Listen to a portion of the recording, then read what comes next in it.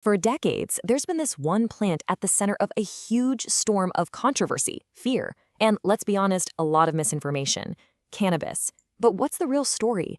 Today, we're going to separate the long-standing myths from what the science is actually telling us. So let's get right into it. And we're starting with the big one. This is the question that has shaped policies and, public opinion for generations. Is cannabis really a gateway to harder, more dangerous drugs? It is, without a doubt, one of the most persistent claims out there. To really get to the bottom of this, we're going to break it down into 4 key areas.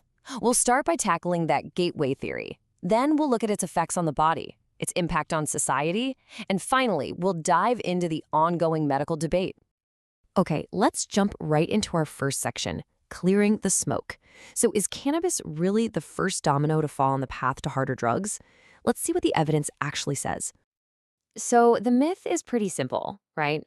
It's this idea that using cannabis puts you on an unavoidable path to harder substances. But the reality? It's way more nuanced.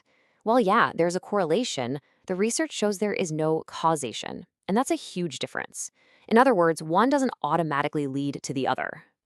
So if the gateway theory doesn't really hold up under scrutiny, what about some of the more personal myths? In our second section here, we're going to look at what cannabis supposedly does to your body, specifically to your brain and your motivation. This one's a classic. It's a scare tactic we've all heard.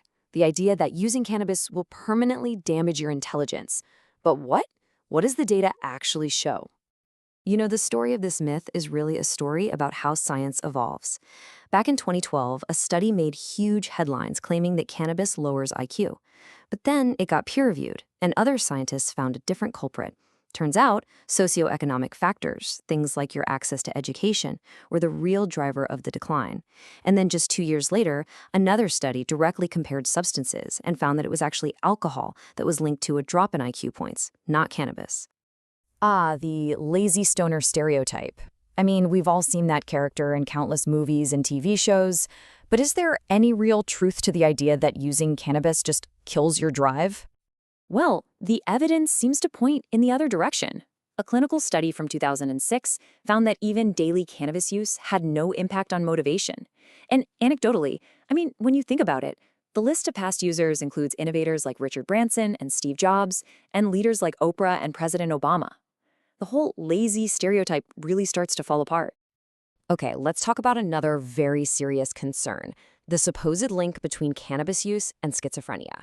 This is, for sure, a common point of fear for a lot of people. Just look at the trends over the last half-century.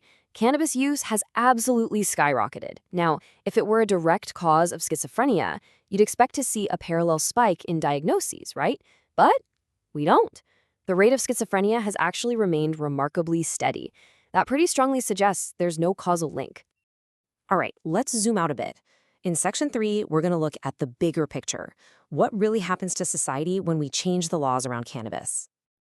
This is probably the #1 argument you hear against legalization: the fear that if we make it legal, everyone, especially teenagers, will just start using it more. It seems logical on the surface, but is it actually true? The data here is pretty incredible. When government surveys track teen cannabis use after states passed medical laws, the exact opposite of what people feared actually happened. Get this, in 23 out of 32 states, teen use went down.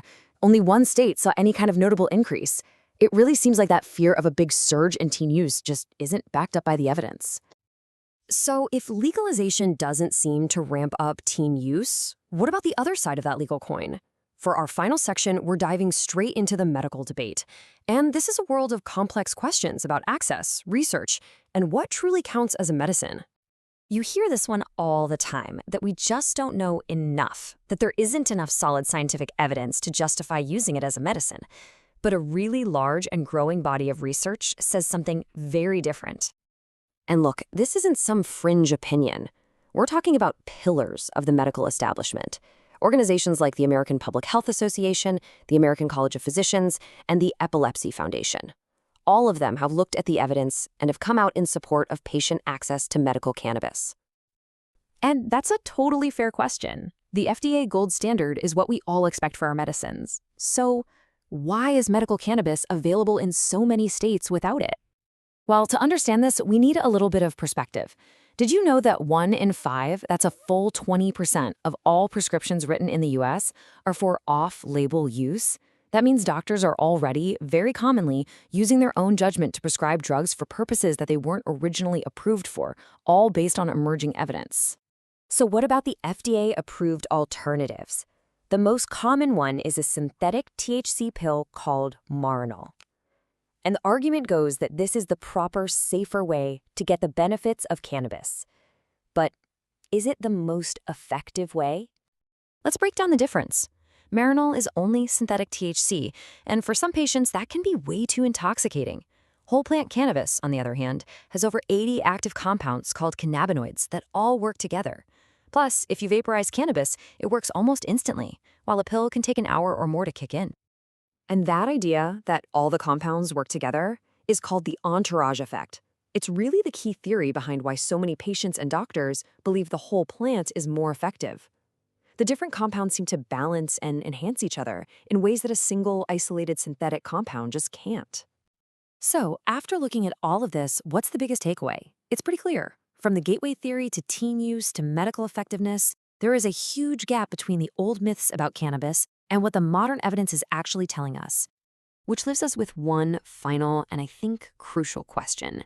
For decades, the conversation was just dominated by fear. Now that this smoke is finally starting to clear, what's the rational, evidence-based conversation we should be having about cannabis, about both its risks and its potential? That is the real conversation for our future. Thanks for digging into this with me.